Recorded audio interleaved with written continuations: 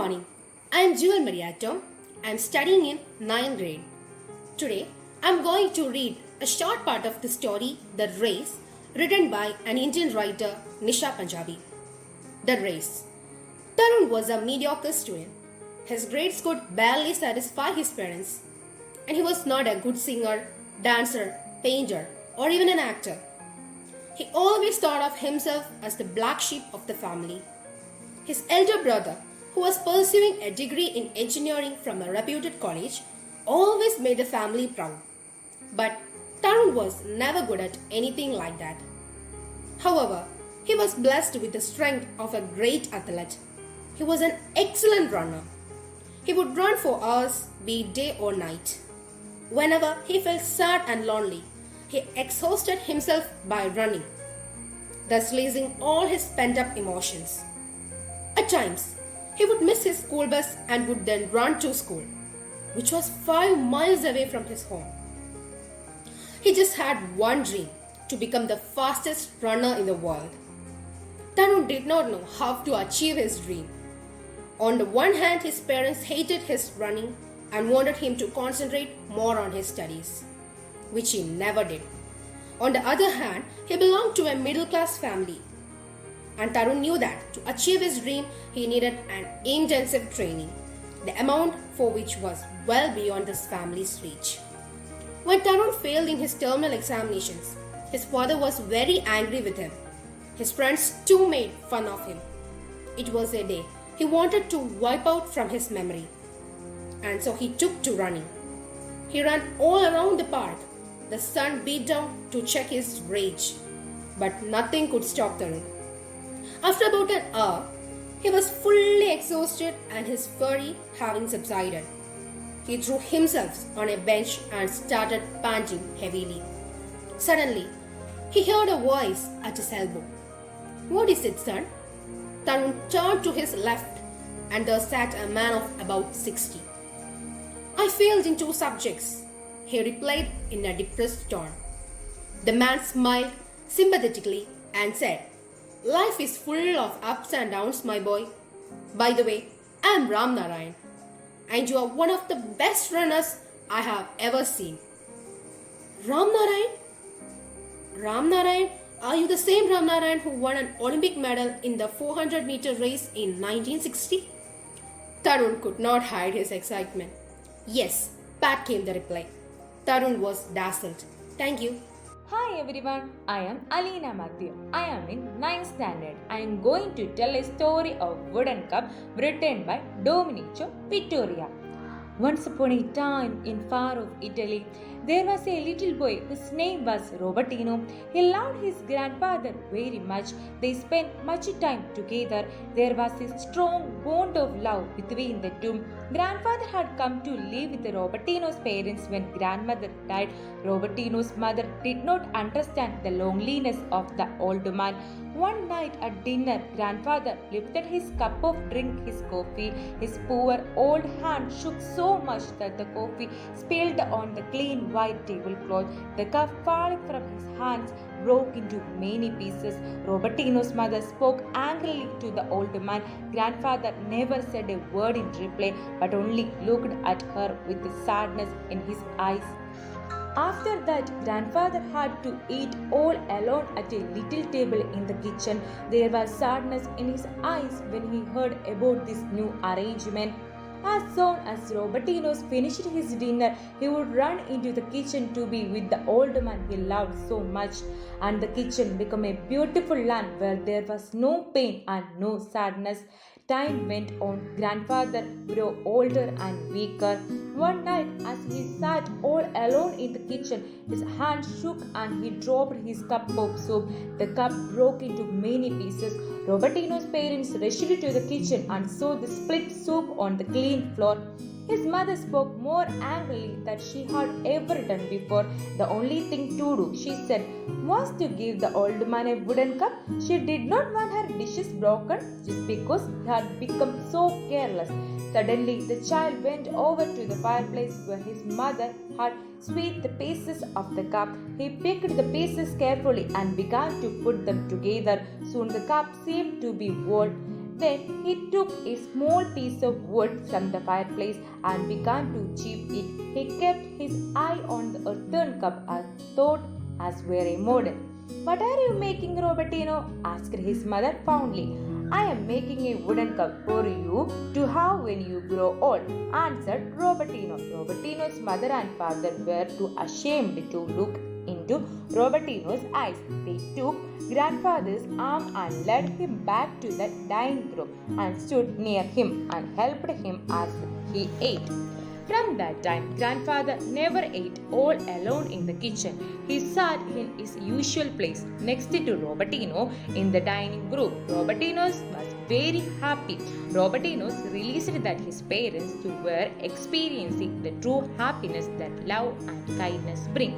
Thank you. Good morning. I'm Sanya Ramesh. Today I'm going to read a poem. Here this the poem is by Sarojini Naidu and that described by the dream world, the song of a dream. Once in the dream of a night I stood, long in the light, a magical wood, saw the deep in vision and that the purple like sprung, and the spirit of the truth, and where the birds that sang, and spirit of the love, and where the stars that glow, and the spirit of the peace, and where the streams that flow, in the magical wood in the land of silk. Long in the light and that magical glow, I felt that the stars of the spirit of love gathered the gleam and round my dedicated youth, and I heard the song of a spirit of truth. To quench my longing, I bent to me low, but the streams of the spirit of peace that flow in the magical wood in the land of sleep. Thank you. I am Priya Praveen, studying in 9th grade. I am going to recite the poem of Henry Wadsworth Longfellow's The Village Blacksmith. Under a spreading chestnut tree, the village sleepy stands, the smith a mighty man is. With large and sinuous hands, and the muscles of his brawny arms are strong as iron bands. His hair is crisp and light and long, his face is like tan. His brow is wet with honest sweat. He earns whatever he can, and looks the whole world in the face, for he owes not any man. Peeking the god from morn till night, you can hear his bellows blow. You can hear him swing his heavy sledge with measured beat and slow, like a sexton ringing the village bell when the evening sun is low. And children coming home from school, looking at the open door, they love to see the flaming forge and hear the bellows roar, and catch the burning spark that fly like chaff from a threshing floor. He goes on Sunday to the church and sit among his boys. He hears the parson pray and preach. He hears his daughter's voice singing in the village church, and it makes his heart rejoice. It sounds to him like her mother's voice singing in paradise. He needs must think of her once more, how in the grave she lies, and with his hard, rough hand he wipes a tear off his eyes. Toiling, rejoicing, sovereign, onward through life he goes. Each morning sees some task new, each evening sees it close. Something attempt, something done, has earned a nice repose. Thanks to thee, my worthy friend, for the lesson thou hast taught.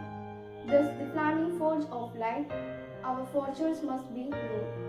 Thus all is only and will shape each burning deed and thought. Thank you. All. My name is Joel Benny. I am studying in 10th class. Today I would like to present a story. The Fisherman and the Genie. Taken from Arabian Nights. Once a fisherman lived in a village. He led his life with his earning from fishing. One day he cast his net into the sea. He waited for some time and pulled the net out, but there was nothing in the net. He felt worried and thought in his mind, "Today my family and I will starve without food." He tried again and again, but was in vain. Finally, he cast the net without any hope into the sea. After a few minutes, he pulled the net. He felt that the net was heavy. His face brightened. It looks there is a big fish in the net. But when he pulled out the net from the sea, he saw a big old jar in the net. He was closed by a beautiful decorated lid. He tried to open the jar.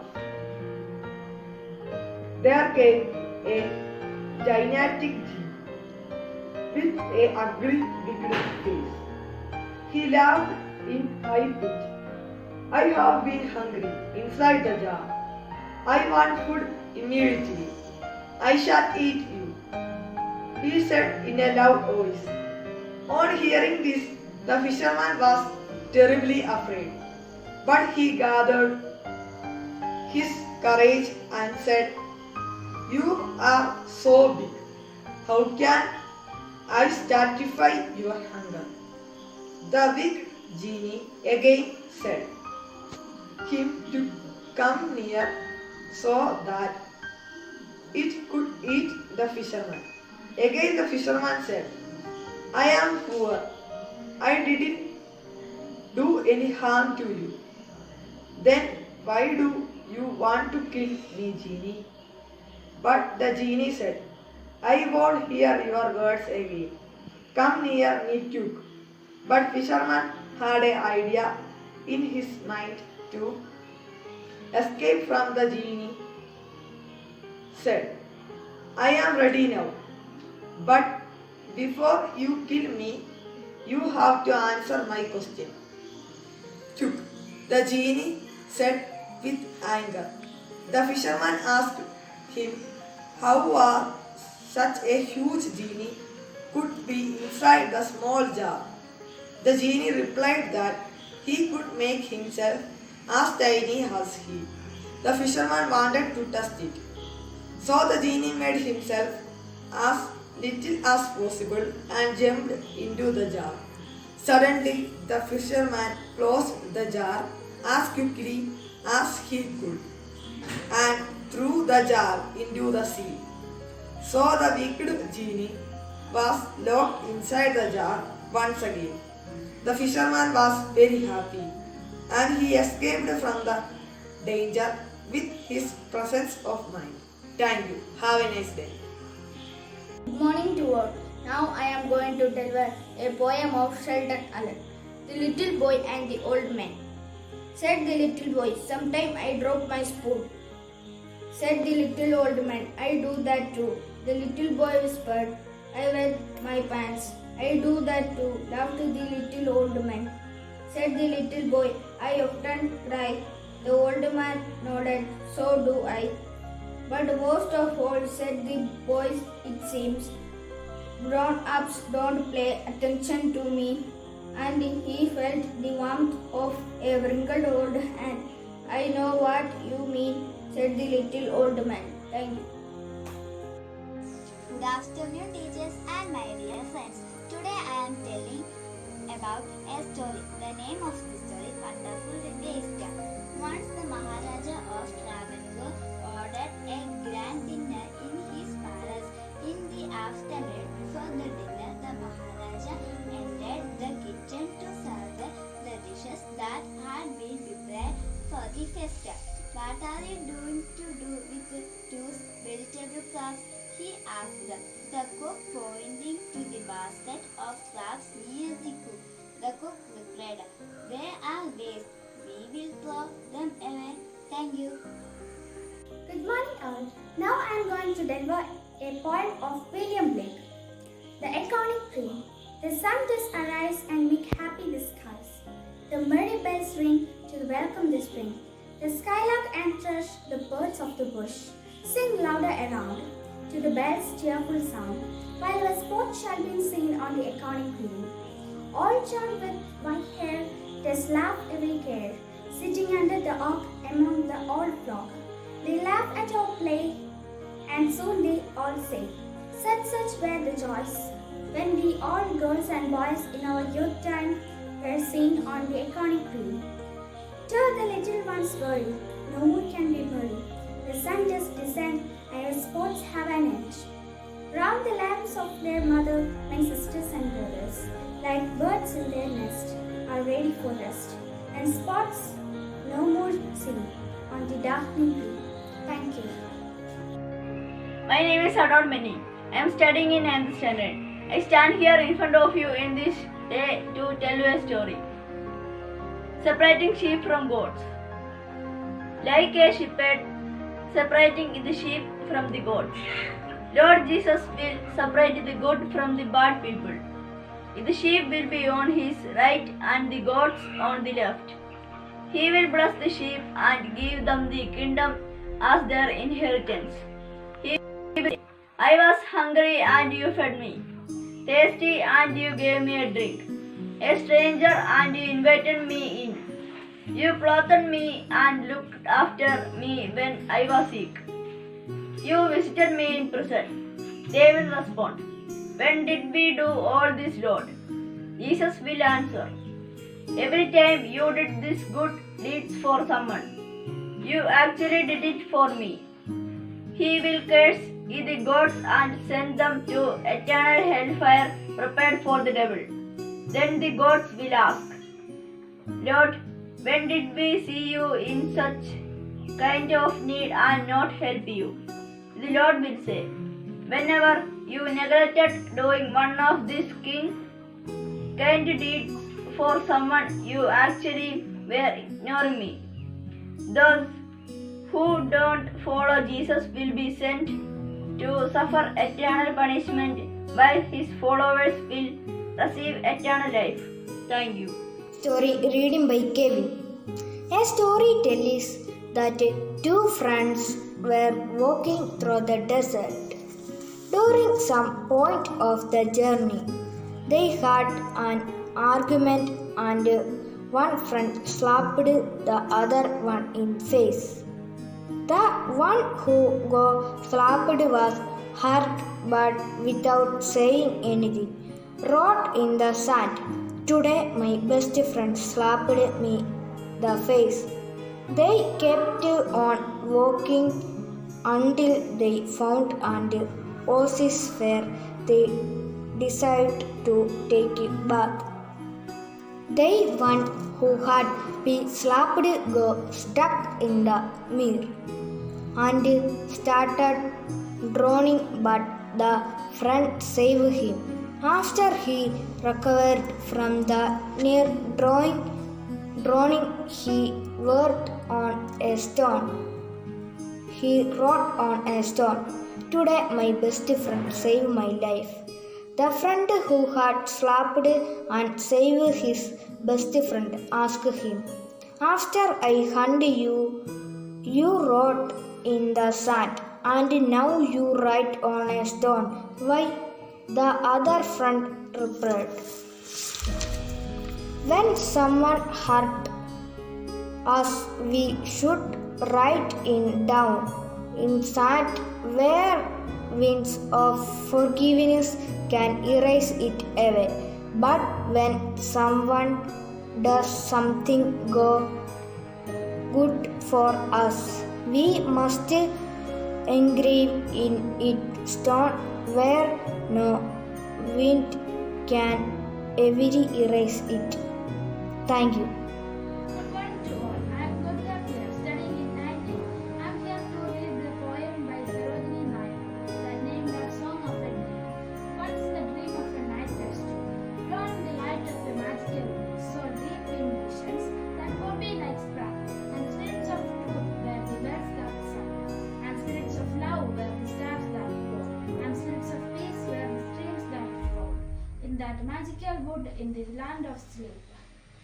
Lord, in the light of that magical glow, I felt the stars of the spirits of love, leather and gleam around my delicate youth, and I heard the song of the spirits of truth to quench my longing. I bent me low by the streams of the spirits of peace that flow, in that magical wood in the land of sleep. Thank you. Hi to all my friends and teachers. I am Devananda A. I am studying in 9A. I I recited a poem of Joshua Fernandez named Marvelous Travel. I traveled with my eyes, watching those silently cry, asking themselves the question why someone left them without saying goodbye. I traveled with my thoughts. I traveled with my pen to write about children, women, and men. I traveled with my voice. I traveled with my hope that something new would spring into my horoscope. Whether in Asia, America, or Europe, there will always be something interesting to scope. I traveled to many different places, mixed with many races. Identified tribesmen by their faces and little girls by their laces. I traveled without money, so please listen to my testimony. The good, the bad, and even the ugly. Every experience is one's life journey, for I will always be marveled whenever I travel. Thank you.